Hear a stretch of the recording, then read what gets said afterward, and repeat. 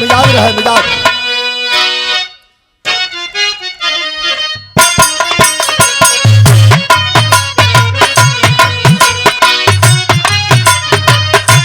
बहुत सुंदर।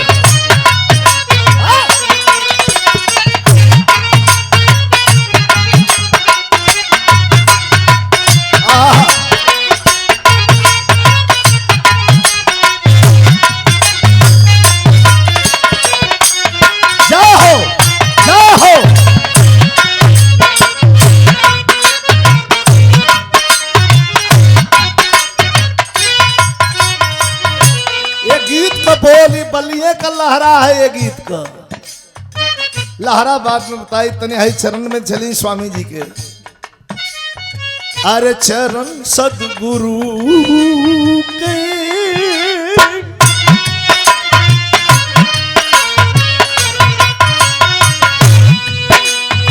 अरे चरण सदगुरु के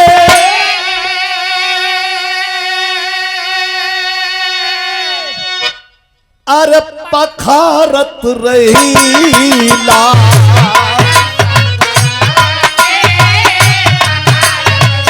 पखारत रहीला।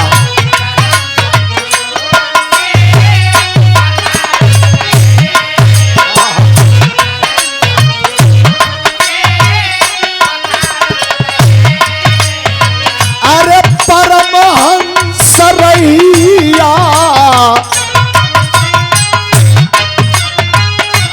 परमहंस रहिया निहारत रहिया निहारत रहिया।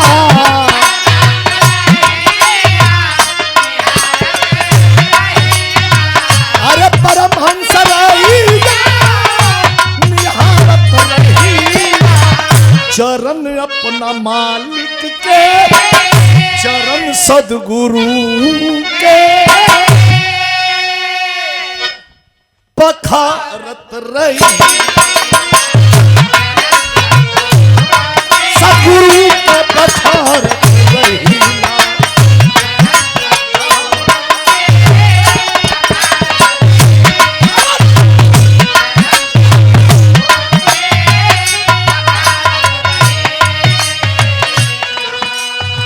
बाबा बाबा गुरु तनी बलिया वाला लहरा छोड़त रही।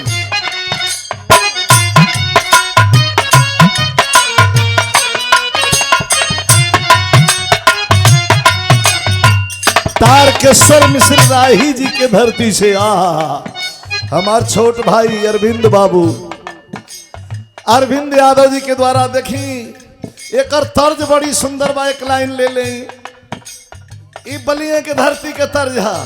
यही जैसे गीत का जन्म भइल बाटे बलिया से। ये लहरा कहल जाला कि जैसे कोनो फौजी जवान 30 दिन का छुट्टी लेके अइलो नई नोचर गवना का दुल्हन कनिया घर में भी या 30 दिन बिता के चल गई।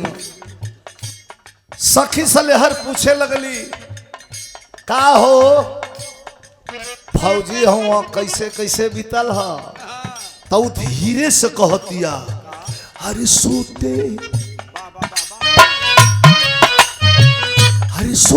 न दे ले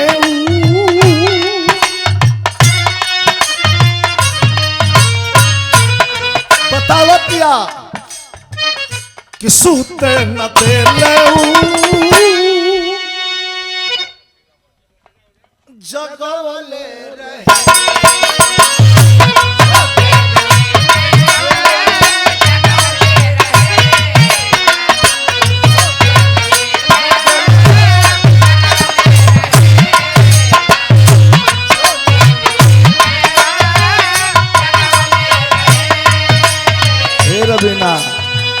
ढेर ना तनकी खाली देख उतने में हमारे काम होगी ढेर ना। लेकिन और का अरे आगी मोहब्बत के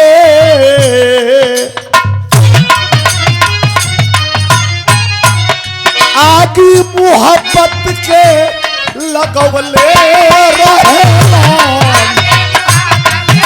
फौजी बल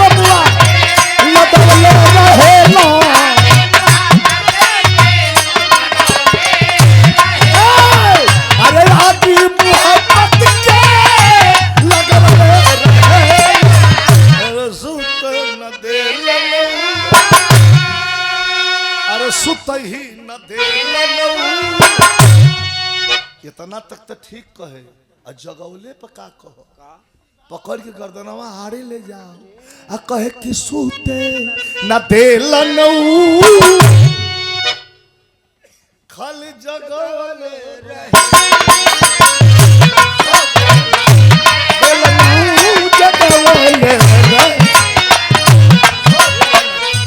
फौजी बलमुआ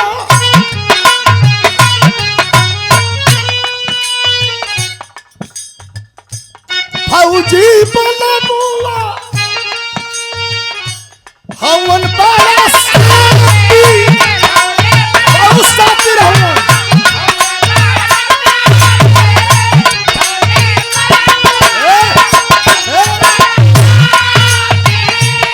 ये लाइन के सुनब ध्यान से फौजी बलमुआ हवन बाला साथी लागत तक छुट्टी लेके अइले वही खाती अइले वही खाती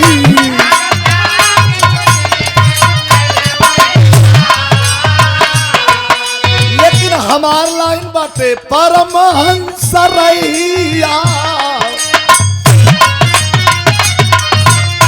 अरे परमहंस रैया निहारती रहिता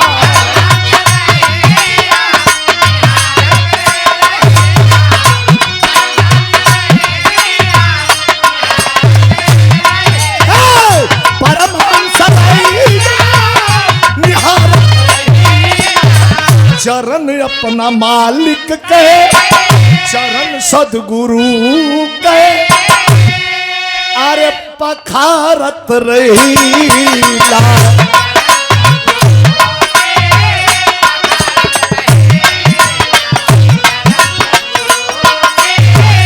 सुंदर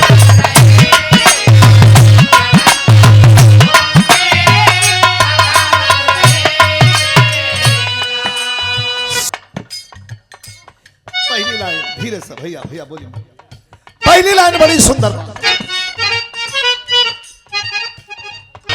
अरे नाम रटते स्वामी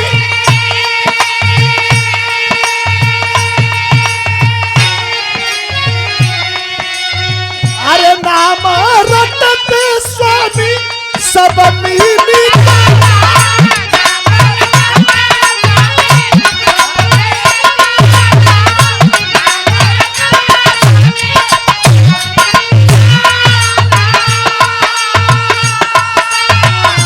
रोज कैसे गाइला हम कुछ ना बुझाला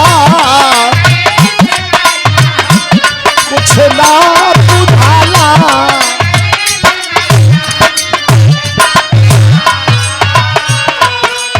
अरे नहीं आके बाती रोज अरे नहीं आके बाती रोज भारती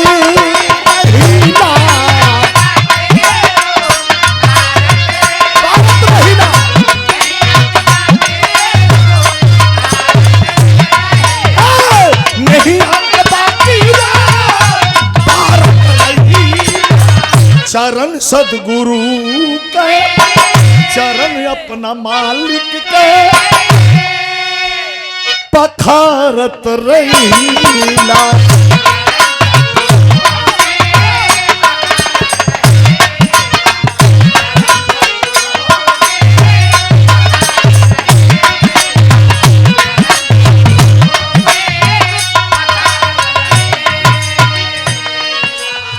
जौन स्वामी जी बैठल बानी पीछे आगे हम पब्लिक में उतर के गा रहा हूँ आजो हम देखली हाँ कैसे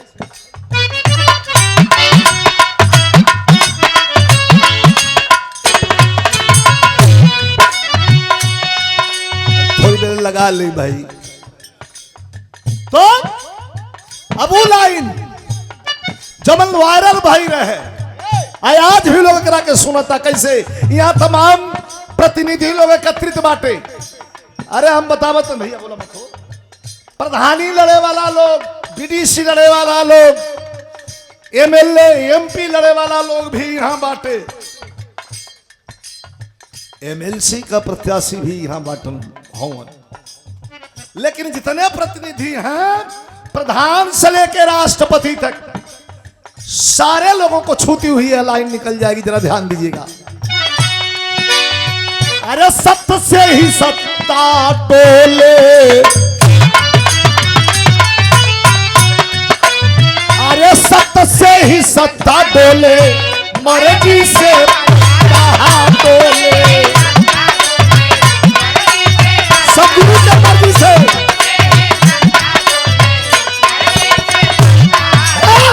सत्य से ही सत्ता डोले, मर्जी से पत्ता डोले, जाने ला जहान सदगुरु, जाने ला जहान सदगुरु, जगत का दाता हुआ।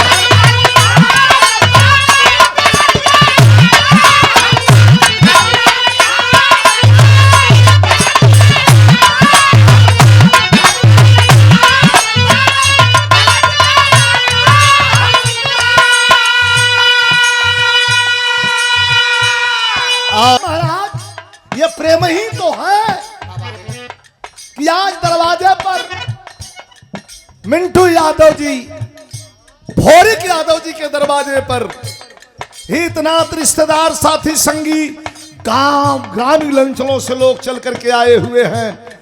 बनारस गाजीपुर से हम भी आ गए, यहाँ के बिहार से आ गई नहीं।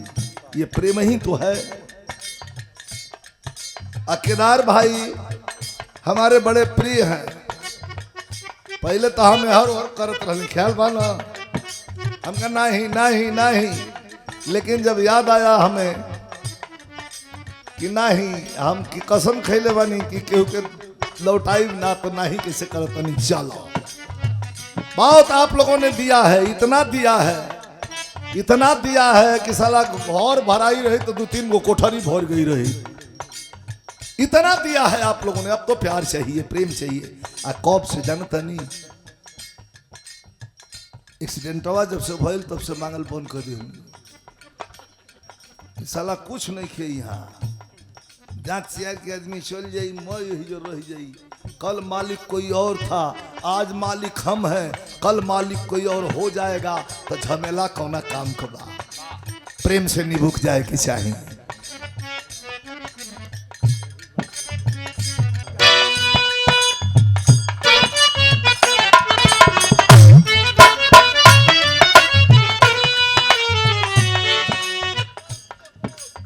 अरे भगत विदुर घर गईल,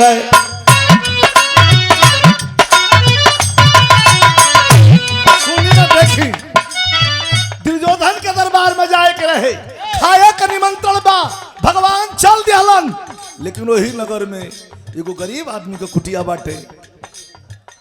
महात्मा विदुर का भैया आवाज ना होके, आवाज ना होके, ध्यान नहीं रहे, ध्यान न बटाए। अब वो भजन पता एकदम ना। महात्मा विदुर के घर में फूटल दाना नहीं खे, बासी साग रात का तोपल बाम। वही बासी साग में ताक के कहत रन के हे कन्हैया, हे कृष्ण, हे मधुसूदन, हे प्रभु, हे नारायण, हमरा के यहाँ मत अइहा, हमरा के यहाँ ऐसे मत अइहा कि दुर्योधन के दरबार में 56 प्रकार का व्यंजन बनल बा, हमारा घरे बासी साग बा। लेकिन बारे भगवान प्रेम देखी, भगत विदुर घर गईला, अरे भगत विदुर घर गईला, प्रेम से सगले भइला।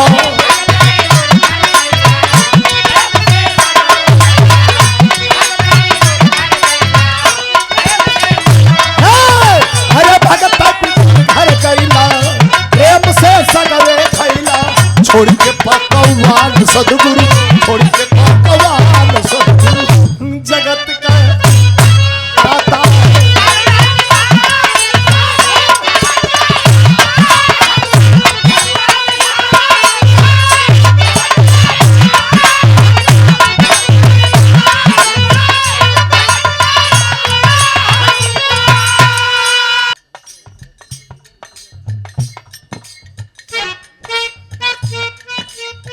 अंतिम लाइन,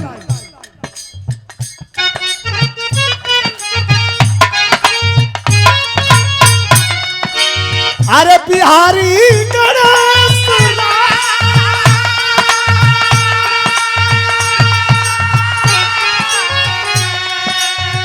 बिहारी गणेश राम लाल संजय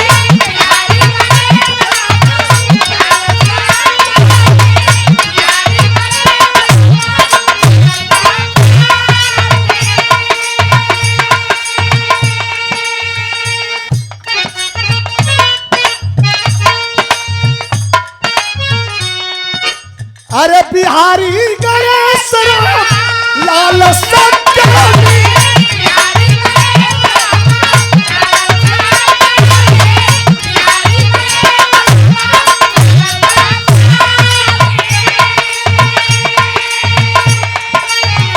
रामदेव चंद्रिका के कितना बखानी के कितना बखानी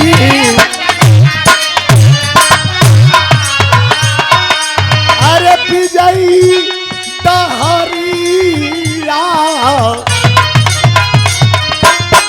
के विजयी डहरिया अरे निहारत रही के चरण हा चरण सदगुरु के